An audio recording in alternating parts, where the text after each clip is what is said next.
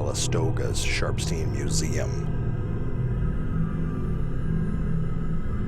Strange things happen here. Chairs are pulled out by unseen hands. This doll changes position when no one is there. Cameras detect movement in seemingly empty rooms.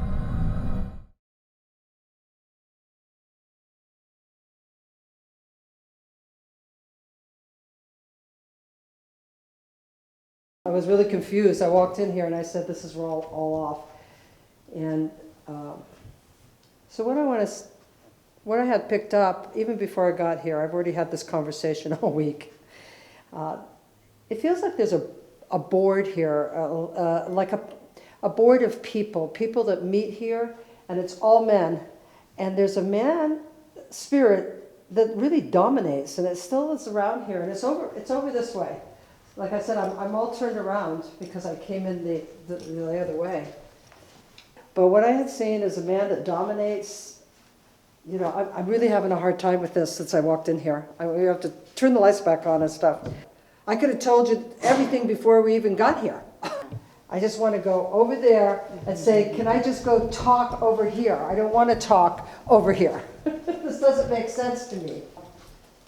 What is going on is the decisions that this man makes in town, and he's got the jowls, he's a big guy. There's a woman he really upset. He took from her. He took from her either her land or her husband's land, money, and she and he have been going, in spirit, have been going and battling round and round with each other ever since. And that's what dominates here, and it's more over here. It's not this part of the building at all. It's more over here, and I'm listening to a lot of arguing. I'm listening to a lot of, as though she's arguing her case. There's a man here, tall, very thin, high cheekbones. He is a judge. He's definitely in the legal world, and he has to go along with this man. And I would say that if there's anything that you would want out of this building is a dominance of this man that continuously will cause havoc between people that are meeting to keep this museum together. It's like continuously he will be at a place of, I want to do it my way. It has to be my way. And certainly though, he will keep money generated to come in here, but it has to be set up just his way.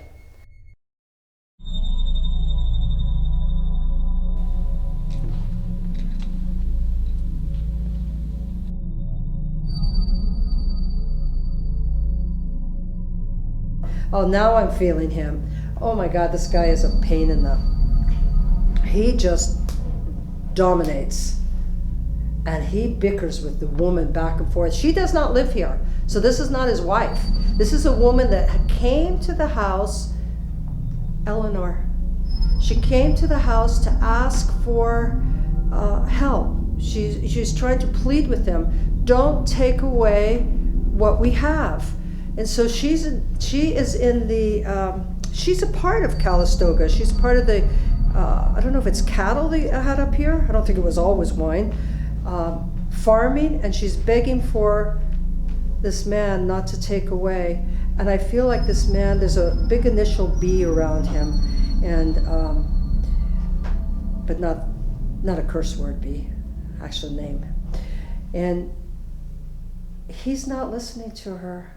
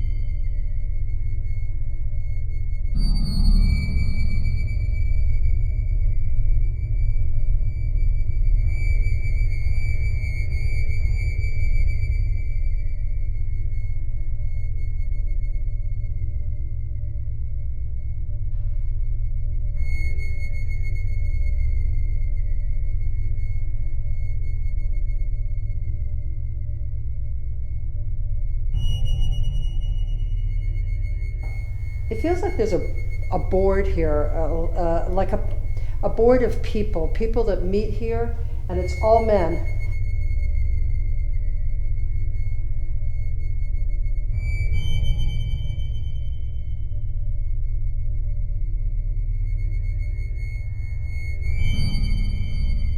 And she's begging for this man not to take away. And I feel like this man, there's a big initial B around him. There's a man here, tall, very thin, high cheekbones. He is a judge. He's definitely in the legal world. And he has to go along with this man.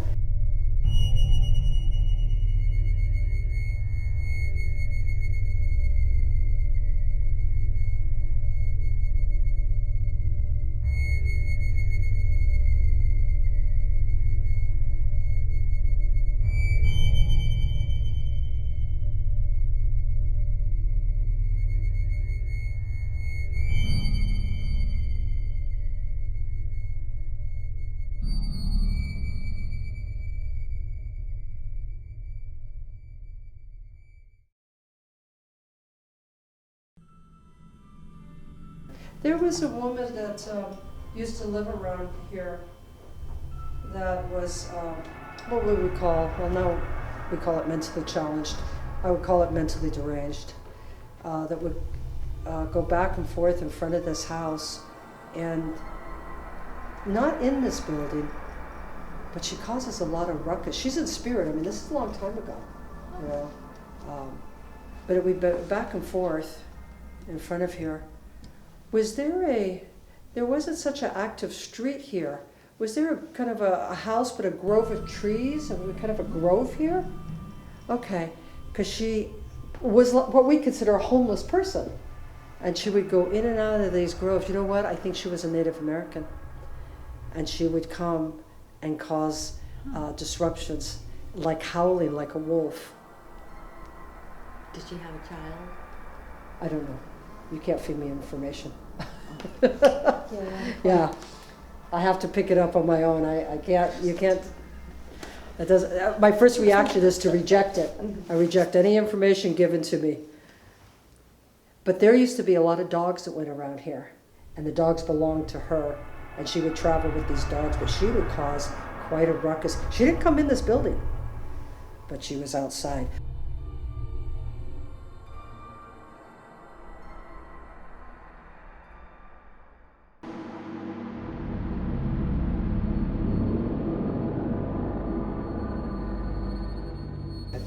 Our surveillance screen, there's 4 cameras set up throughout the museum. When there's movement in either one of those areas, it's signaled right here by this red orb. See, we're in this part of the museum, so it's telling us that there's movement here, there's people here. This is the cottage where we just spent most of our time, where we found the woman. Constantly, when there's no one here but me, you know, no visitors, when Bev is here or someone else, we'll always get the signal. The orb will show us that there's movement here, and then this will go off, and the orb will come into the next room, and then this orb goes off and it goes back to the cottage. So whatever the movement is going back and forth. So we're all in, there it goes again. Right away. Yeah. Almost right See, away. and this one. Well, Okay, somebody just walked through, but that was after the fact. that was after the fact. Now, could there also be a delayed factor on these things? See, and there it goes again. Huh. But nobody's been in there for a while. No.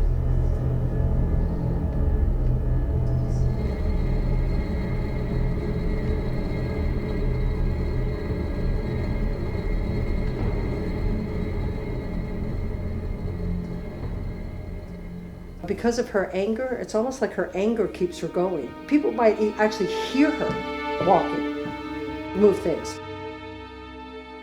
Why she's here is because the spirit of the man, she's haunting him. Because what she wants is justice.